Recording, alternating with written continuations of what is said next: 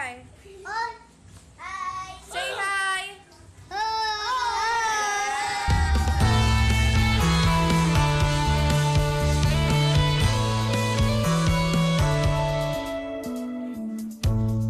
Napakahalaga ng children's ministry sa buhay ng isang local church dahil ito ay napakahalagang sangkap, bahagi ng ministeryo.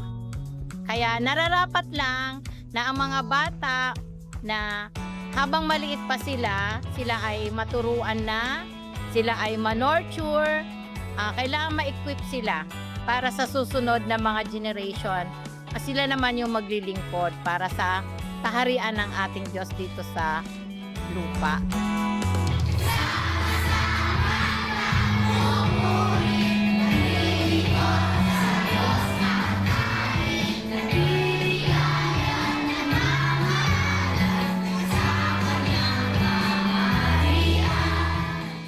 Nung una na-curious po ako ano nga po ba ang pagiging teacher, lalo na nung estudyante pa ako sa BCS po ako.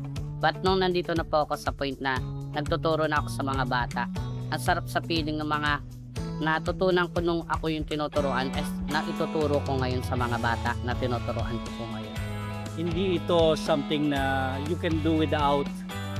Ang mga bata ay bahagi ng iglesia sa pagkubo, sa pagtuturo na ginagawa ng iglesia, sa paghahanda upang ang salita ng Diyos ay matanim sa kanilang mga puso. Since bata po ako, natuto po ako sa BCS and laking church po talaga ako. Gusto kong i-share yung God's words sa iba, sa mga bata din po. Hindi ko po talaga gustong maging teacher, pero syempre si God po, binigyan niya po ako ng chance para po maturuan po yung mga mas maliliit pa po sa akin.